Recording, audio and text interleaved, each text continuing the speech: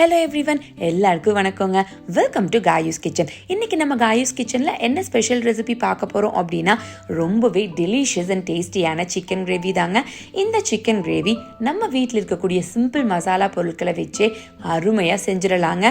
போதுன்னு சொல்லாமல் இன்னும் வேணும்னு கேட்டு வாங்கி சாப்பிட்ற அளவுக்கு இதனுடைய டேஸ்ட் அடிதூளாக இருக்குங்க. ஸோ வாங்க எப்படி செய்கிறது அப்படிங்கிறத டக்குன்னு பார்த்துடலாம். இங்கே நான் 3/4 கிலோ எலும்பு இருக்கக்கூடிய சிக்கன் பீசஸ் அலசி எடுத்து வச்சுருக்கேங்க.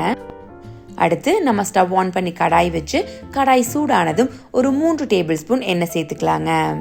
எண்ணெய் சூடானதும் 2 பிரியாணி இலை, 2 துண்டு பட்டை, 2 ஏலக்காய், 2 கிராம்பு, கூடவே ஒரு துண்டு கல்பாசி சேர்த்துட்டு எல்லாம் பொரியற வரைக்கும் வதக்கிக்கலாங்க. அடுத்து நம்ம நீளமாக கட் பண்ணி வச்சிருக்கக்கூடிய 2 மீடியம் சைஸ் பெரிய வெங்காயத்தையும் உள்ள சேர்த்துட்டு வெங்காயம் நல்லா கண்ணாடி பதம் வரைக்கும் வதக்கிக்கலாங்க. இப்போ பார்த்துட்டிங்கன்னா வெங்காயம் நல்லா வதங்கி வந்துடுச்சுங்க. இந்த ஸ்டேஜில் நம்ம அரைச்சி எடுத்து வச்சிருக்கக்கூடிய 1 டேபிள் ஸ்பூன் இஞ்சி பூண்டு விழுதையும் சேர்த்துட்டு இஞ்சி பூண்டோட பச்சை வாசனை போனதையும் நம்ம நீளவாக்கில் கட் பண்ணி வச்சிருக்கக்கூடிய 2 பச்சை மிளகாய், 1 கைப்பிடி கருவேப்பிலை இலையும் சேர்த்துக்கலாங்க. சேர்த்துட்டு அதையும் நல்லா கலந்து விட்டுக்கோங்க. அடுத்து நம்ம நீளமாக கட் பண்ணி வச்சிருக்கக்கூடிய 2 மீடியம் சைஸ் தக்காளி அதையும் உள்ள சேர்த்துட்டு தக்காளியோட பச்சை வாசனை போற வரைக்கும் வதக்கிக்கோங்க. தக்காளி நல்லா வதங்கி ஜூசி கன்சிஸ்டன்சி வந்துருச்சுங்க. இந்த ஸ்டேஜ்ல நம்ம எடுத்து வச்சிருக்கக்கூடிய சிக்கன் பீஸையும் உள்ள சேர்த்துக்கலாங்க. அடுத்து இது கூடவே 2 டேபிள் ஸ்பூன் கொத்தமல்லி சீரகத்தூள்,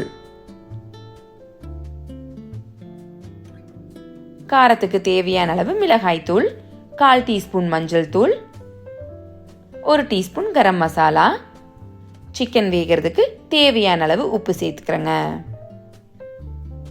சேர்த்துட்டு சிக்கன் மசாலா கூட நல்லா மிக்ஸ் ஆகிற அளவுக்கு கலந்து விட்டுக்கோங்க.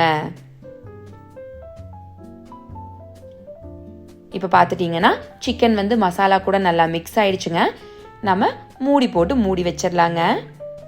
ஒரு 5 நிமிஷத்துக்கு அப்புறமா மூடியை எடுத்து பார்த்தீங்க அப்படின்னா சிக்கனில் இருக்கக்கூடிய தண்ணீர் எல்லாம் விட்டு சிக்கன் அதுலேயே வெந்துட்டுருக்குங்க. உங்களுக்கு ட்ரையா வேணும் அப்படின்னா இருக்கக்கூடிய தண்ணீர்லேயே சிக்கனை வேக வச்சு நீங்கள் ட்ரையா எடுத்துக்கலாங்க. இல்லை உங்களுக்கு கொஞ்சம் கிரேவி ஜாஸ்தியாக தேவைப்பட்டுச்சு அப்படின்னா உங்களுக்கு தேவையான அளவு தண்ணீர் சேர்த்துட்டு ஒரு 15 நிமிஷம் வேக வச்சு எடுத்துக்கோங்க. 15 நிமிஷத்துக்கு அப்புறமா பார்த்துட்டீங்க அப்படின்னா சிக்கன் நல்லா வெந்து வந்திருக்குங்க. இந்த ஸ்டேஜில் நீங்கள் உப்பு காரம் எல்லாம் செக் பண்ணிக்கலாங்க. உப்பு காரம் ஏதாவது தேவைப்பட்டுச்சு அப்படின்னா உள்ளே சேர்த்துட்டு மறுபடியும் ஒரு கொதி விட்டு நீங்கள் இறக்கிடலாங்க.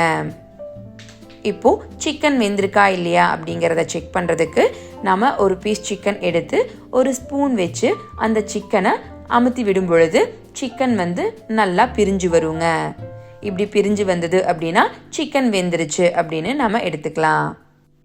கடைசியாக ஒரு கைப்பொடி கொத்தமல்லி இலையை தூவி ஸ்டவ்வை ஆஃப் பண்ணிட வேண்டியது தாங்க.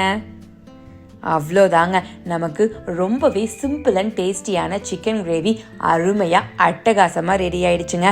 இதை எடுத்து சர்வ் பண்ணிங்க அப்படின்னா 5 நிமிஷத்தில் காணாமல் போயிடுங்க. ஸோ இவ்வளோ சிம்பிளான சிக்கன் கிரேவி நீங்களும் உங்கள் வீட்டில் கண்டிப்பாக ட்ரை பண்ணி பாருங்கள். ஸோ ட்ரை பண்ணி பார்த்துட்டு எப்படி இருக்குது அப்படிங்கிறத மறக்காமல் நம்ம கமெண்ட் செக்ஷனில் சொல்லிடுங்க. அதே மாதிரி நம்ம சேனலையும் மறக்காமல் லைக், ஷேர் அண்ட் சப்ஸ்கிரைப் பண்ணிக்கோங்க. Thank you everyone.